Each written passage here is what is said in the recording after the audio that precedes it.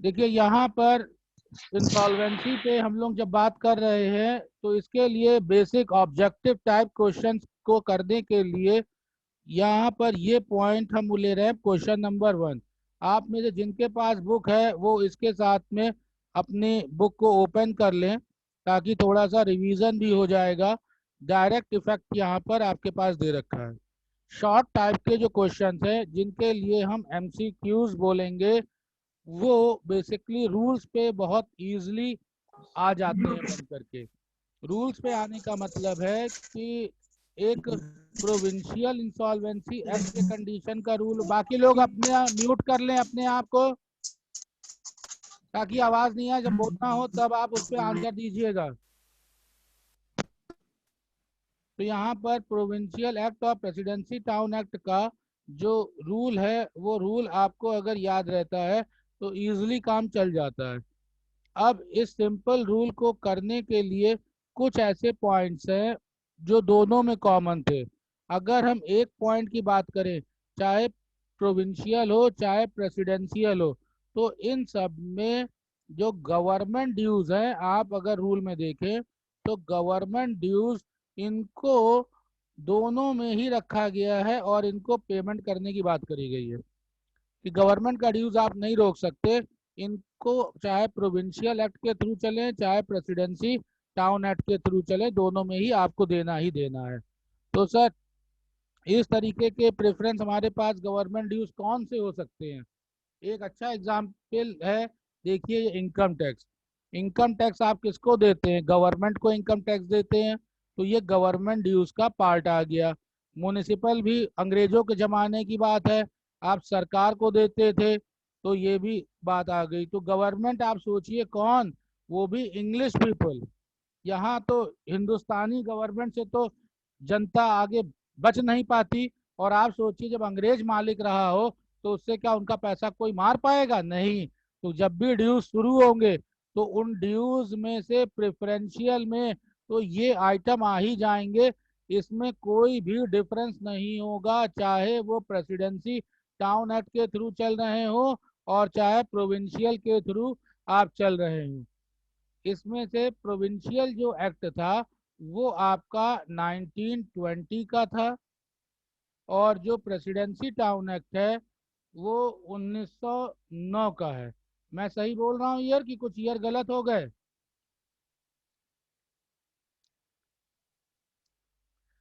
बच्चे कहेंगे सर हमें ही कौन सा याद था जो आप पूछ रहे हैं हमसे ईयर है।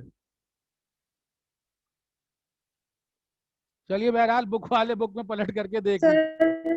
सर सही, सर सही है। अच्छा सही है, बुक में दिखा, ओके वेरी गुड। अच्छा अब हम आते हैं, ये तो गवर्नमेंट यूज की बेटा बात हो गई। देन दूसरा जो मेजर पॉइंट है वो हम लोगों को देखना होगा। दूसरे पॉइंट के ऊपर मैं आता हूँ। अब दूसरा पॉइंट जो कहता है वो आपके लिए बोलता है कि कोई भी कंडीशंस जो ना इन्वॉल्व हैं उनको छोड़ दीजिए। तो जो कंडीशन हमारे पास, अभी क्वेश्चन के साथ बता रहा हूँ, तो इसमें रूल किससे रिलेटेड था? क्वेश्चन जो रूल्स हैं वो रिलेटेड था सैलरी से। सैलरी के बारे में रूल कहा गया, वेजेस के बारे में रूल कहा गया, हाँ सर, इसके बाद रेंट के बारे में रूल कहा गया। बस इन्हीं तीन चीजों के बारे में रूल कहा गया, और बाकी किसी भी कंटेंट के बारे में रूल नहीं कहा गया। और कहा गया कि उसको आप इग्नोर कर दीजिए, वो हमको देना ही नहीं देना है, उसके बारे में हम कुछ बात ही नहीं करेंगे। तो इसका मतलब है कि प्रोविंशियल हो चाहे प्रेसिडेंशियल हो, अगर वो गवर्नमेंट ड्यूज से रिलेटेड है तब तो वो दोनों में ही हमको प्रेफरेंस देनी है क्योंकि गवर्नमेंट से रिलेटेड हो गया। इसके अलावा हम सर और क्या कंसीडर करेंगे?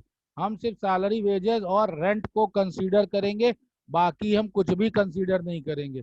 और अगर रही बात रेंट की, तो रेंट भी जो है वो कंसीडर किया जाएगा सिर्फ 1909 के केस में, मतलब प्रेसिडेंसी के केस में रेंट को कंसीडर किया जाएगा। सर 1920 जो प्रोविंशियल है, तो क्या हम वहां प्रेफरेंस निकालते समय में रेंट को कंसीडर नहीं करेंगे? नहीं करेंगे।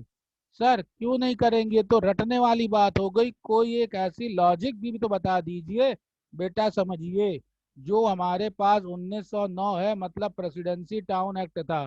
तो प्रेसिडेंसी टाउन एक्ट जो है वो उस समय के मेट्रो सिटीज के लिए यूज होता था। याद करिए, वहां पर हम लोग कहाँ कहाँ पे बात करते थे? दिल्ली, कलकत्ता, दिल्ली उसमें नहीं था, कलकत्ता, मद्रास, बॉम्बे, जो चेन्नई हुआ करता था। तो अब इन जगह पे अगर जो है, अगर बंदा रह रहा है तो वहां पे किराया थोड़ा ज्यादा होगा। जरा रूल खोल करके देखिए, रूल में देखिए दिल्ली है रेंट के केस में, जहां पे प्रेसिडेंशियल रूल लग रहा है। 3 पॉइंट है मद्रास, कलकत्ता और बॉम्बे।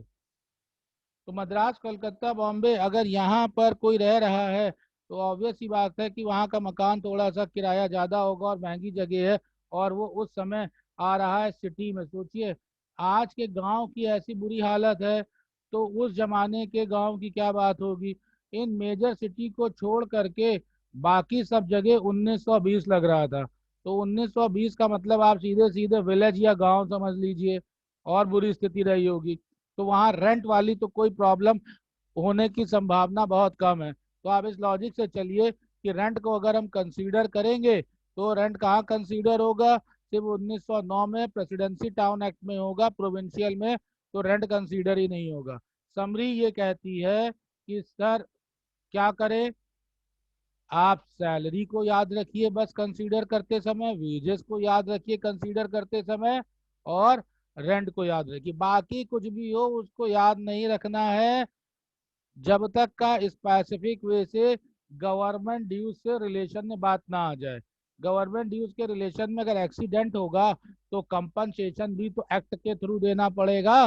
तो जो एक्ट बनाया जाएगा, वर्कमैन कंपनसेशन एक्ट, वो भी तो गवर्नमेंट का है। तो अंग्रेज और अंग्रेज के बनाए हुए रूल से आप कैसे बच जाएंगे? तो चाहे कोई भी हो, गवर्नमेंट ड्यूज का हो, कंपनसेशन एक्ट हो, वो तो आपको हर हालत में देना ही देना है। अब थोड़ा सा और गहराई से बात कर लेते हैं। क्या सर बात कर ले? बेटा बात हम लोग कर लें, सैलरी की बात कर लें। हम लोग बात कर लें, किसकी बात कर लें? वेजेस की बात कर लें। और हम लोग किसकी बात कर लें? रेंट की बात कर लें, बस खत्म। इनकी बात कर लें। और सर किसके रिलेशन में बात कर ले? इनकी बात हम कर लें सबसे पहले 1909 की प्रेसिडेंसी की बात कर लें, और उसके बाद में हम इनकी थोड़ी सी बात रिवीजन की कर लें, 1920 की कर दें, प्रोविंशियल की बात कर लें। तो बेटा जब 1920, आप समझिए, 1920, 1920, 1920, 2020, मैं बार बार ये 2020 क्यों बोलता हूँ, 2020 क्यों बोलता हूँ? ताकि ये 2020 आपके दिमाग में बैठ जाए। सर क्या बैठ जाए? बेटा ये बैठ जाए कि सैलरी के केस में, सैलरी, मैं इसकी बात कर रहा हूँ, सैलरी हो तो भी प्रोविंशियल टाउन एक्ट में 20 रुपए पर पर्सन पिछले 4 महीने की, वो प्रोविंशियल होगी। वेजेस हो तो भी ये 20 ही रुपए रहेगी। इसमें किसी तरीके की कोई बात ही नहीं करनी है। रेंट हो तो नमस्ते, कोई बात नहीं करेंगे। इसलिए ये प्रोविंशियल एक्ट हमारे लिए आसान पड़ जाता है। ये 1920 हमको याद दिलाता है 20-20 रुपए का, तो यहाँ पर हम 20-20 रुपए ले लेंगे। बस याद कहाँ करना था? 1909 में। 1909 में सैलरी की बात करी गई थी 3 महीने की, और वेजेस की जो बात करी गई थी रूल, वो था हमारा 100 रुपए। तो इतना आप थोड़ा सा लर्न कर लीजिएगा। ये दोनों तो मैंने आपको ट्रिक से समझा दिया कि 2020 रहे। अपने पक्ष से भी कुछ काम करिएगा पार्ट से, तो 300 और 100 जो है आपको यहाँ पर याद रहे सैलरी। और एक बात और, कि ये जब बात हो रही है इंसॉल्वेंसी की, तो उसके लिए हम प्रीवियस जो 4 मंथ्स दे रखे होते हैं उनको हम लोग लेते हैं पिछले। तो प्रीवियस 4 मंथ्स की बात हो रही है, उसके अंडर में जो भी कंडीशंस हैं हम उनको कंसीडर करेंगे। बाकी उसके बाद हम इसको कंसीडर नहीं करेंगे। सर ये प्रीवियस 4 मंथ्स वाली बात नहीं समझ में आई, कोई बात नहीं, थोड़ा सा डिमॉन्स्ट्रेशन करके समझा देते हैं। ये हमारे पास है पूरा ईयर। हाँ सर चलिए मान लिया ईयर। ईयर में हमारे पास, साल में महीने हमारे कैलेंडर में कितने होते हैं? सर 12 महीने कैलेंडर के होते हैं। चलिए ये भी हमने आपकी बात मान ली। तो अब मानिए कि इसमें जिस दिन इंसॉल्वेंट हो रहा है केस हुआ, हम उस डेट को फाइनल करते हैं। वो डेट हमारे पास सपोज करिए निकल करके आती है 1 दिसंबर। तो 1 दिसंबर की बात हो रही है। तो 1 दिसंबर को ये बंदा क्या हो गया, ये इंसॉल्वेंट हो गया। तो जैसे ही ये इंसॉल्वेंट हो गया तो ये मरणासन स्थिति में हो गया। अब ये क्या करेगा, बिस्तर पर ही पड़ा रहेगा, भाई मैं तो बेकार हो गया, किसी लायक नहीं रहा, मैं कोई काम नहीं कर सकता, मुझसे कोई कुछ पैसे नहीं मांगो, मैं इंसॉल्वेंट हो गया। ये तो इंसॉल्वेंट हो गया। मगर सरकार ये कहती है कि इमीडिएटली इंसॉल्वेंट होकर आप बिस्तर पे ऐसे गिर गए पर और किसी को कुछ भी नहीं दे रहे हैं, ऐसा नहीं है, कुछ तो आपके पास एसेट्स बची हैं, आज बची हैं, तो उन एसेट्स में से पेमेंट करिए। पेमेंट करिए सर, किनको पेमेंट करिए, जो पिछले 4 महीने के अंदर आ रहे हो, जो पिछले 4 महीने के अंदर आ रहे हो उनको कंसीडर करिए। बेचारे गरीब मजदूरों को, गरीब वर्कर को पिछले 4 महीने के। सर आप बार बार पिछला 4 महीना बोल रहे हैं, उसके पहले क्यों नहीं बोल रहे? तो गवर्नमेंट भी कहती है ये पैसा आप छोड़ दीजिए, क्योंकि इमीडिएटली तो उसको कुछ ना कुछ पैसे मिलते होंगे, तो 4 महीने के पहले वाले कंसीडर को आप प्रेफरेंशियल में ना रखिए। इनको जो है सर फिर किस में रखिए, इनको आप नॉन प्रेफरेंशियल में रखिए। ये सब चले जाएंगे आपके नॉन प्रेफरेंशियल के लिए। और जो 4 महीने के अंदर हैं इनको आप रखेंगे प्रेफरेंशियल में। सर ये 4 महीना ही ऐसा क्यों रखा गया? तो बेटा ऐसा समझिए कि एक कंपनी जो है वो रन कर रही थी। अगर इस चार्ट को हम ध्यान से देखें और कंपनी रन कर रही थी, तो रन करते करते अगर उस मुकाम पे पहुंची है, ऐसे ऐसे कंपनी रन कर रही चल रही है, तो वो इमीडिएटली तो बंद होगी नहीं कि बस आज ही का दिन आया, कोरोना आया, 2 दिन का समय दिया सांस का और यहीं पे आप नमस्ते हो जाइए, ऐसे खत्म, चलिए जिंदगी गायब। ऐसा थोड़ी होता है।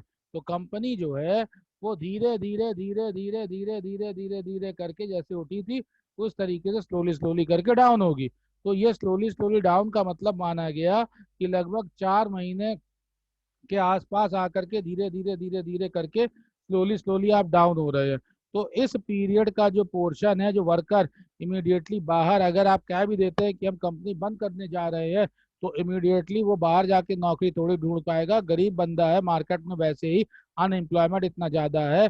तो इस कंडीशन से आप आगे के पोर्शन को सैलरी और वेजेस देने के लिए कंसीडर करिए और बाकियों को आप कंसीडर मत करिए।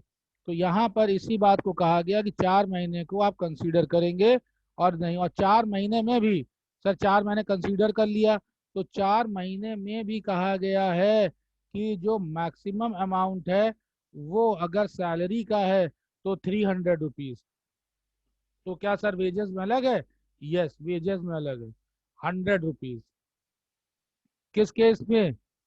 अभी बेटा बताया था 1909 1920, तो ये 1920 तो नहीं हो सकता। क्यों सर? अरे 1920 में 20 20 याद रखो, 1920 में चाहे सैलरी हो चाहे वेजेस हो, ये सब चीजें बेटा 20 ही रहेंगी। तो 1920 प्रोविंशियल ज्यादा कठिन नहीं है। कठिन क्या है? सर प्रोविंशियल का रेंट वाला बता दीजिए क्या अमाउंट होगा। प्रोविंशियल में तो याद करो, मैंने अभी स्टोरी गांव की बताई थी। Yes sir. तो जो झोपड़ी में रह रहा है उस बेचारे के पास कुछ क्या रेंट देने के लिए होगा? No sir. तो इसीलिए मैंने कहा था भूल जाओ। ठीक। और जो प्रेसिडेंशियल है उसमें पिछले 1 महीने का रेंट याद रखना होगा। प्रेसिडेंसी में सिटी है ना, इसलिए वहां पे रेंट को याद रखिएगा। तो अब ओके सर। यहाँ पर हम लोग आ गए, मैक्सिमम भी कर लिया और 300 और 100 कर लिया। दूसरी चीज, बच्चा ये कंफ्यूज रहता है कि सर जो ये 300 और 100 है इसको हम लेंगे कितना? कितना ये एक के लिए? ये बेटा एक बंदे के लिए। अगर 10 बंदे हों तो उनके लिए हम अलग अलग कैलकुलेट करेंगे। यहाँ पर मैक्सिमम 300 रुपीज जो है वो इस पीरियड में कंसीडर करी जाएगी एक बंदे के लिए। 5 बंदे हैं, अगर 5 बंदे हैं, मान लीजिए 5 पर्सन हैं, तो 5 पर्सन में ये वैल्यू 5 3 जा 15, तो मैक्सिमम कंसीडर करी जाएगी 1500। समरी ये है कि जो 4 महीने के अंदर आएंगे उन्हीं वैल्यू को हम लोग प्रेफरेंशियल रखेंगे। तो जब जब हम प्रेफरेंशियल की बात कर रहे हैं तो ये प्रेफरेंशियल का मतलब सैलरी और वेजेस के लिए 4 महीने के अंदर आने वाली चीजें हैं। ये प्रेफरेंशियल का मतलब है 4 महीने के अंदर आने वाली चीजें हैं, और उसके बाद जो छोड़ दिया जाएगा, जिनको हम तवज्जो नहीं देंगे कि जाओ लाइन में लग जाओ, वो सब अनसिक्योर्ड में आ जाएंगे। अब इतनी एक स्टोरी समझ लेने के बाद में आसान सा पार्ट शुरू हो जाता है, जिससे आप बहुत इजीली कर सकते हैं। कैसे सर? देखिए, पहला मैं उठाता हूँ ट्रेड क्रेडिटर्स। ट्रेड क्रेडिटर्स में मैंने कोई रूल बताया ही नहीं आपको। मैं तो रूल आपको सैलरी के लिए बताया, वेजेस के लिए बताया, एक जगह के लिए रेंट के लिए बताया, और गवर्नमेंट ड्यूज का बताया। तो जब ट्रेड क्रेडिटर्स का कोई रूल ही नहीं है, तो वो कहाँ चला जाएगा? सीधे सीधे अनसिक्योर्ड, कुछ सोचना ही नहीं, बात ही खत्म। सीधे सीधे अनसिक्योर्ड। बेटा ये प्रेफरेंशियल के लिए कौन इसमें आएगा? इसी के लिए तो रूल बताया है। जिसके लिए रूल गिवन हो उसी को प्रेफरेंशियल के आप कॉलम में रखेंगे, और जिसके लिए रूल नहीं गिवन है उसके लिए भूल जाइए, सर इसका तो कोई रूल दे ही नहीं रखा। अरे तो अनसिक्योर्ड में डाल दो।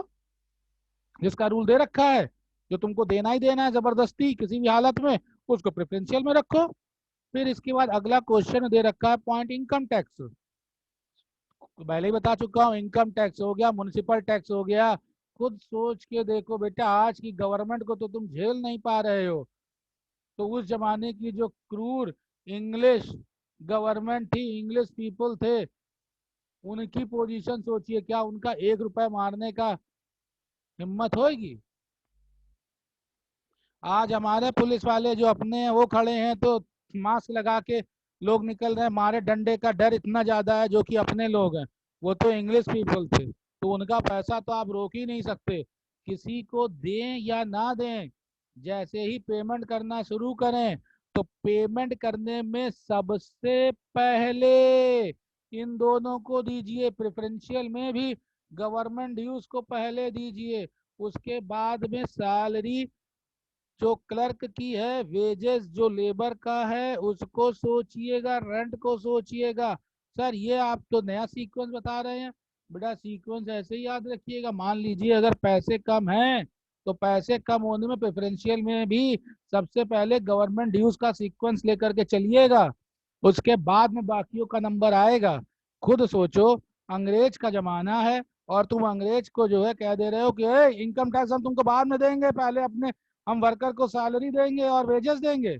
कुछ सोच के देखो, उनको इतनी मोहब्बत होती तुम्हारे ऊपर, इतने साल राज करते। आपको ये सीक्वेंस जो है वो फॉलो करना पड़ेगा। बहरहाल अब आते हैं इनकम टैक्स में।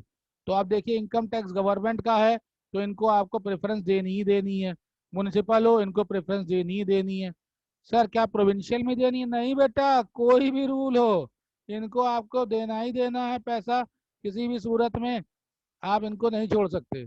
अच्छा सर, ये तो बात समझ में आ गई, ये चीजें तो पॉइंट क्लियर हो गया। अच्छा अब सर टिपिकल तो फंसेगा सैलरी का, ये कैसे करेंगे? नहीं बेटा नहीं फंसेगा। कैसे नहीं फंसेगा सर? क्योंकि मुझको पता है कि क्वेश्चन में सैलरी में तुम्हारे पास कितने क्लर्क दे रखे हैं। तो क्वेश्चन में जो क्लर्क के नंबर दे रखे हैं वो देखिए, चेक करिए, क्या क्वेश्चन में 4 क्लर्क दे रखे हैं कि नहीं दे रखे हैं? अरे बेटा, जिनके पास बुक है उसमें अपनी आंखों से देखो, क्लर्क 4 दिख रहे हैं कि नहीं दिख यस रहे? सर। तो ये क्लर्क तुम्हारे पास 4 हो गए। अब बेटा अगर 4 हो गए, तो सर 2 रूल थे। हाँ थे। एक 1920 था। सर था। 20 20 20 20 20 याद आ गया। हाँ सर याद आ गया। 1920 में एक क्लर्क के लिए कितने रुपए? सर अब याद आ गया, 20 ही रुपए रहेंगे। तो अगर 4 क्लर्क के करोगे तो कितने होंगे? 80 होंगे। Very good. तो ये देखो 80 आ गया कि नहीं आ गया? सीधे सीधे यस क्लर्क सर। का 80 आ गया। हाँ सर। अच्छा दूसरा ऑप्शन क्या था? 1909 था। कौन सा था? प्रेसिडेंसी था। प्रेसिडेंसी का रूल क्लर्क के लिए कितना कहता है? 300 कहता है। तो थ्री यहाँ हंड्रेड इंटू फोर 300 पे 4 पे अगर हम काम करेंगे, तो ये वैल्यू कितनी हो गई? 1200 हो गई। सीधे सीधे आ गया। तो ये 1920 के रूल पे जो वैल्यू दे रखी है, 1909 की वैल्यू दे रखी है, उसके अंदर में हम लोगों ने इसको कैलकुलेट करा। तो ये वैल्यू देखिए 1200 आ गई कि नहीं आ गई? आ गई। Yes sir. तो यस सर। अब जिन लोग यस थोड़ा सा सर। देर से ज्वाइन किए होंगे या फिर किसी तरीके से आवाज़ कम भी होगी, तो ये पूरी रिकॉर्डिंग हो रही है। मैं क्लास खत्म होने के बाद में इसको अपलोड करके आपको दोपहर तक दे दूंगा। अपना एक बार फिर से इस चीज़ को रिवाइज करके देख लीजिएगा, कहीं कोई दिक्कत हो तो। अब बेटा क्लर्क की बात होती है। क्वेश्चन में क्या गिवन है क्लर्क के सैलरी के लिए? क्वेश्चन में जो सैलरी गिवन है वो बेटा क्लियर कट 1500 रुपया गिवन है, बस यही गिवन थी। तो इस 1500 में से हमारा काम क्या था? इस 1500 में से हमारा काम ये था कि जो हम लाइन लगवाएं पेमेंट करने की, उस लाइन लगवाने में हम प्रेफरेंस किसको दें? सर ये प्रेफरेंस तो बात सही है, थोड़ा और आसान भाषा में कहते, हम वीआईपी किसको माने? 100 की सीधी बात। 1500 लेने के लिए तो लाइन में सब लगे हैं, मगर उसमें से जो वीआईपी होंगे, वीआईपी सोचो मंदिर में अगर दर्शन करने के लिए जाओ और वहां पर अगर जो है वीआईपी लाइन लगी हुई है, तो आम जनता को पहले दर्शन करने को मिलता है कि वीआईपी को मिलता है? अरे सर हमको पता है वीआईपी को मिलता है पहले ना, तो इसीलिए पहले का मतलब है जिनको प्रेफरेंस दिया जाएगा। तो अब यहाँ पे जो वीआईपी है वो सब प्रेफरेंस में आ जाएंगे। तो अगर हम प्रेफरेंशियल के थ्रू बात कर रहे थे तो ये देखिए, प्रेफरेंशियल के थ्रू जो वीआईपी हैं, प्रोविंशियल के थ्रू जो प्रेफरेंस होंगे वो वीआईपी 80 रुपए होंगे।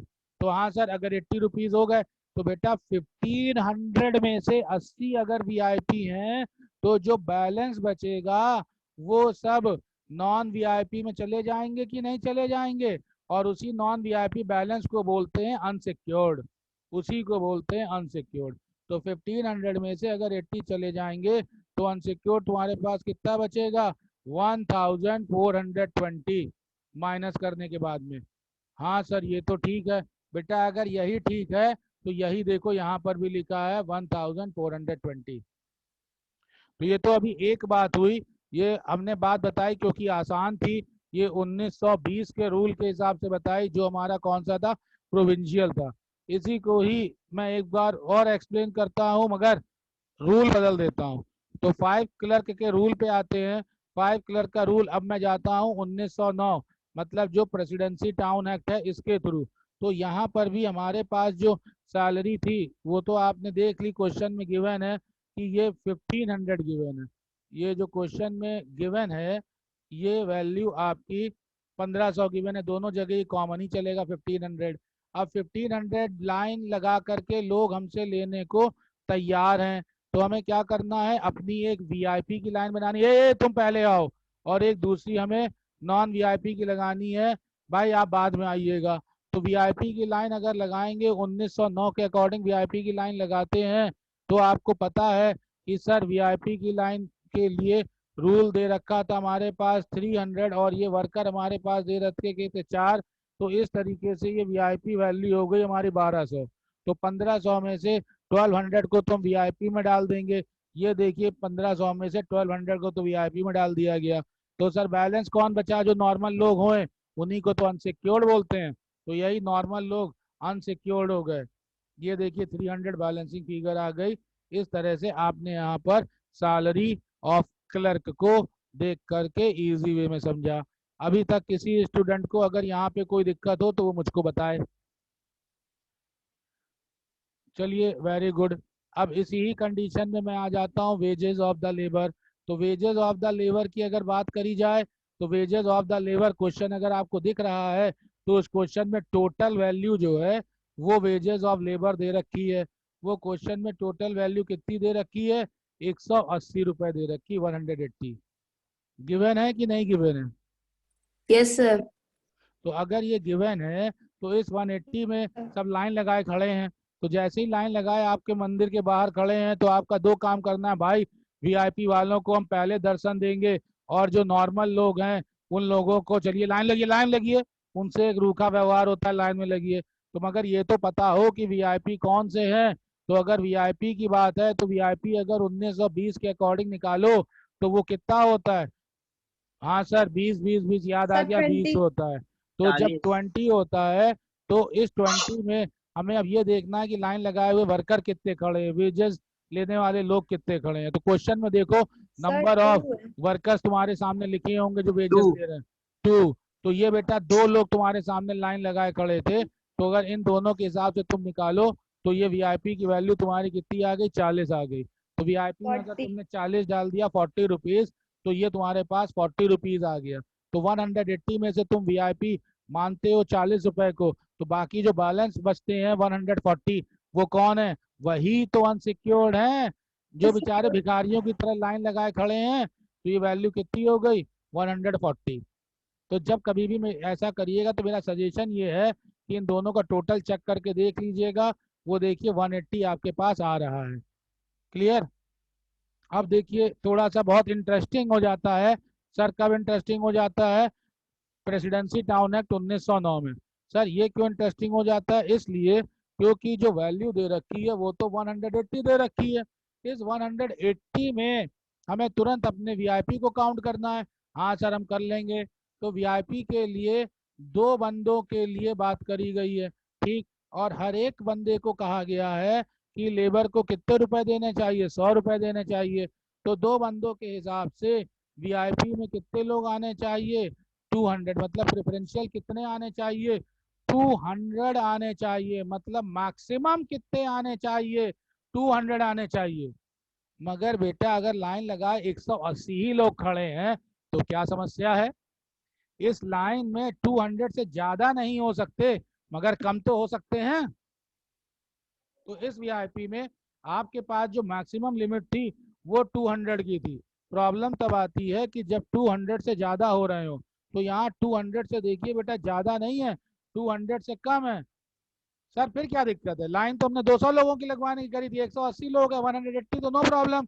हाँ यही तो कह रहा हूँ। तो इसलिए पूरा का पूरा 180 तुम्हारा देखो प्रेफरेंशियल में चला जाएगा कि नहीं चला जाएगा? तो ये 180 तुम्हारे पास प्रेफरेंशियल में चला गया। और अब तुम्हारे पास नॉर्मल लोग तो कुछ बचे ही नहीं, क्योंकि जब 200 के ऊपर होता, मैक्सिमम लिमिट 200 की है वीआईपी की, तो वीआईपी की 200 के ऊपर अगर होता तभी तो आप मैक्सिमम बोल क्रॉस करते। जब दे ही नहीं रखा तो यहाँ पर कुछ नहीं आएगा। ये वाली पॉइंट सबको समझ में आ गया कि नहीं आ गया बेटा? Yes sir. ओके। हाँ थोड़ा रिस्पांस मिल जाता है तो ठीक रहता है। Yes sir. अब समस्या यहाँ आती यस है सर। कि सर ये सैलरी को लेकर के और वेजेस को लेकर के इन्होंने 300 रुपीज रखा, और वेजेस को लेकर के 100 रुपीज रखा प्रेसिडेंसी टाउन एक्ट में 1909 में। सर ये रुपए का बीच का डिफरेंस ऐसा क्यों करा है? बेटा ये बहुत आसान सी बात है। ये इसलिए क्योंकि जब सैलरी की बात है जो क्लर्क को दी जाती है, तो ये माना जाता है कि क्लर्क जो है वो मेंटल वर्क करता है और ऑफिस में बैठ करके जॉब की वर्क कर रहा है। और जो लेबर का वर्क है वो फिजिकल है, वो पहलवानी करता है, और वो जूनियर लेवल का डी ग्रेड का वर्क करता है। तो ये नीचे के लेवल में है, इसलिए इनकी वैल्यू जो है वो 100 रखी गई। और उस समय की महंगाई को देखते हुए इनकी वैल्यू जो है वो 300 रखी गई। आफ्टर देन हमने यहाँ तक कवर कर लिया, 1 2 3 4 5, इतने कंटेंट कवर अप कर लिए। अब हम आते हैं प्राइवेट क्रेडिटर्स। सर ये तो बड़ा टेक्निकल टर्म है, प्राइवेट क्रेडिटर्स। ये तो हमारी समझ ही में नहीं आ रहा। बेटा प्राइवेट क्रेडिटर समझो नहीं, बस ये देखो जो रूल बताया था उसमें क्या हमने प्राइवेट क्रेडिटर के बारे में कुछ भी बताया था? नहीं सर, ऐसा तो आपने नाम ही नहीं लिया था, ये तो पहली बार जन्म ले रहा है। तो बेटा घबराने क्या जरूरत, मैंने उन्हीं के नाम लिए थे जो वीआईपी वाले थे। तो जब उनमें नाम नहीं लिया इनका, तो इनको वीआईपी की लाइन में लगाओगे? अरे नहीं सर, जब जब नाम ही नहीं लिया तो क्यों हम लगाएंगे? तो बेटा डायरेक्टली ये वैल्यू सीधे सीधे देखो 4000 अनसिक्योर्ड क्रेडिटर्स में चली गई कि नहीं? नॉर्मल लोगों के साथ लाइन लगा के रखिए। अनसिक्योर्ड क्रेडिटर का मतलब ही यही होता है कि जब बाद में पैसा बचेगा तो दिया जाएगा। आगे आते हैं लैंडलॉर्ड। इसी पे अभी किसी एक स्टूडेंट ने मुझसे पूछा था कि सर ये लैंडलॉर्ड के ऊपर जो है रेंट हमको देना है तो क्या करना है? तो यहाँ रेंट के लिए आपको बता दिया था कि दो ही बातें हैं रेंट के लिए भी जिसमें हम कंसीडर करेंगे। हम कंसीडर कब करेंगे? जब 109 दिया होगा, क्योंकि ये सिटी की बात हो रही है। और जब 1920 दिया होगा, कहाँ का मतलब गांव का दिया होगा, तो गांव में तो हम ये ध्यान रखेंगे कि उस समय गांव तो बेचारे बड़े पिछड़े थे और उन सबके पास उस जमाने में झोपड़ी रहती थी। सर क्या मजाक कर रहे हैं? और सबके पास झोपड़ी नहीं रहती थी, कई लोग खुले में रहते थे। तो बेटा तुम ही मेरा आंसर दिए दे रहे हो। तो वहां पे तो बेचारे वैसे ही इतनी गरीबी थी। तो 1920 में तो जब रेंट की बात हो तो भूल जाओ, उसमें तो किसी प्रेफरेंस को हम देंगे नहीं। खुद सोचो, हमारा वीआईपी क्या झोपड़ी में जाके गांव में रहेगा? नहीं सर, वीआईपी कहाँ झोपड़ी में कभी रह सकता है? तो 1920 में जब भी अगर बात निकल कर के आए तो ये जो प्रोविंशियल की बात है ये 1920 की ही बात है। तो यहाँ पर आप लैंडलॉर्ड को वीआईपी में देखिए कुछ नहीं रखेंगे। तो जो भी लैंडलॉर्ड है वो सारा जनरल पब्लिक, जाओ लाइन में लगो, वीआईपी में कुछ भी नहीं। तो जब भी प्रेफरेंस की बात हो तो वीआईपी ध्यान रखिएगा, देखिए कुछ नहीं। इसी तरह प्राइवेट क्रेडिटर्स का मैंने नाम नहीं लिया था, देखिए कुछ नहीं। इसी तरह मैंने ट्रेड क्रेडिटर्स का नाम नहीं लिया था, देखिए कुछ नहीं। इन सबकी वीआईपी पोजीशन बंद। अब रेंट में सर अच्छा 1909 के लिए क्या रूल है, इसमें हम क्या करेंगे? तो इसमें जो बात करी गई, इसमें प्रीवियस 1 मंथ की बात करी गई। प्रीवियस प्रीवियस प्रीवियस प्रीवियस कई बार बोला। प्रीवियस मतलब पिछला, जिस दिन से आप यहाँ पर इंसॉल्वेंट होने जा रहे हैं तो उससे पिछले 1 महीने को सिर्फ हम कंसीडर करेंगे, उसके अलावा हम किसी को कंसीडर नहीं करेंगे। सर थोड़ा एग्जाम्पल हो जाए, क्यों ना हो जाए?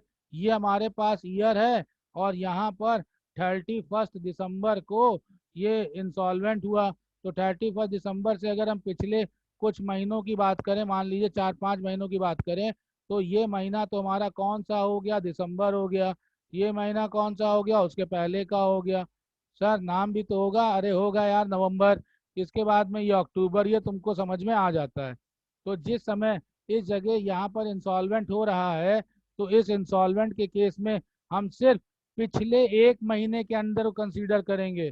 पिछले 1 महीने के अंदर कंसीडर का मतलब हम सिर्फ दिसंबर ही पिछला 1 महीना है, इसी के रेंट को हम कंसीडर करेंगे और इसी के रेंट को हम किस में रखेंगे?